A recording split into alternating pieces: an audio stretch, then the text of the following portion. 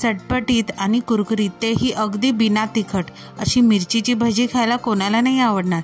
तर अशाच मिरची भजीची रेसिपी आज मी तुमच्याबरोबर शेअर करणार आहे।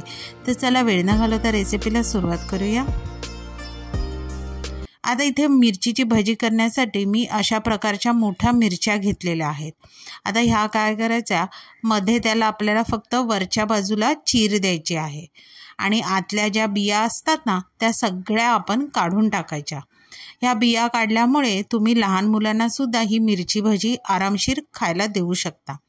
आता ह्या सगळ्या बिया आपल्याला काढायच्या आहेत आणि बिया काढून मिरच्या अशा स्वच्छ धुवून घ्यायच्या आहेत।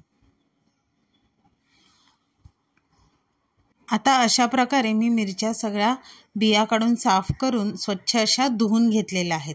आता आपल्याला ह्याच्यात पुढची स्टेप करायची आहे, ती म्हणजे ह्याला आपण एक मिश्रण लावणार आहोत। आता इथे मी चिंच साधारण 2 मोठे चमचे एवढे चिंच मी अर्धा तास आधी थोड्याशा पाण्यात मी भिजत घातलेले आहेत। आता ह्याचा पूर्ण चिंच आपण कोळून त्याचा रस घेणार आहोत। आता हा चिंचेचा रस आणि 1 चमचा हळद आणि त्या मिरचीच्या चवीनुसार मीठ असं प्रमाण घेतलेलं आहे। आता हे सगळं व्यवस्थित मिक्स करायचं आणि प्रत्येक मिरचीला चिंचेचा रस आणि हळद मिठाचं मिश्रण अगदी प्रत्येक मिरचीला आतल्या व बाहेरच्या भागाला चोळून चोळून लावणार आहोत। याने मिरची खाताना अगदी टेस्टी लागते।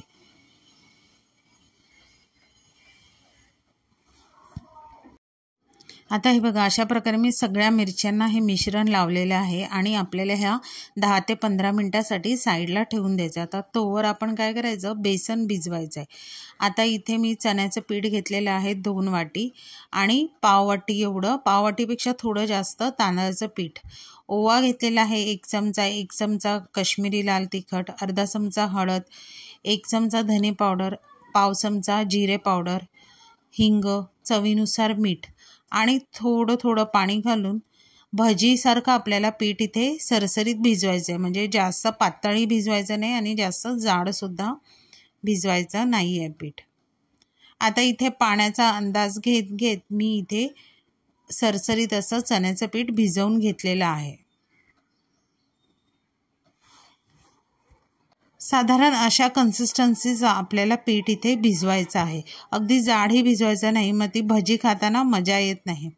आता हे मिरची बुडवण्यासाठी इथे सगळ्यात सोपी आयडिया म्हणजे ग्लासात, हे पीठ मी ग्लासात घेतलेलं आहे म्हणजे आपल्याला उभ्याच्या उभ्या मिरच्या त्यामध्ये डीप करून तळता येतील।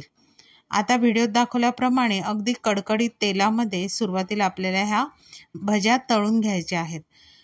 मिरची भजी तेलात सोडताना पहिल्यांदा गॅस हा आपला फास्ट ठेवायचा आणि तेलात सोडल्यावर आपल्याला मीडियम टू फास्ट गॅसवर सगळ्या भज्या ज्या आहेत त्या अगदी कुरकुरीत तळून घ्यायच्या आहेत। आता इथे तेलाचं जे टेम्परेचर आहे ते आपल्याला चांगलं कडकडीतच ठेवायचं आहे, म्हणून मीडियम टू फास्ट गॅसवर आपल्याला ह्या भज्या छान अशा सगळ्या लालसर रंगाच्या होईपर्यंत कुरकुरीत तळून घ्यायच्या आहेत।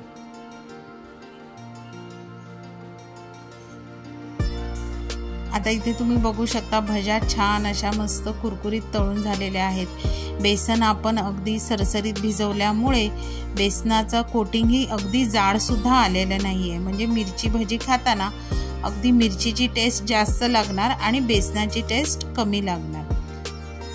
आता हे बघा, अशा प्रकारे ह्या मिरच्या सगळ्या मी तळून घेतलेल्या आहेत। आता ह्या गरम गरम कुरकुरीत आणि आंबट अशा चवीच्या मिरच्या तुम्ही सॉस बरोबर, चटणी बरोबर किंवा असं सुद्धा खाऊ शकता आणि लहान मुलांना आणि वृद्धांना सुद्धा देऊ शकता।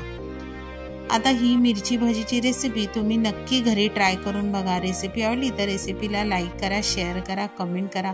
चॅनलवर नवीन असाल तर चॅनलला सबस्क्राईब करा आणि अशाच नवीन व्हिडिओच्या नोटिफिकेशनसाठी बेल आयकॉनला प्रेस करायला विसरू नका। तोपर्यंत मस्त राहा।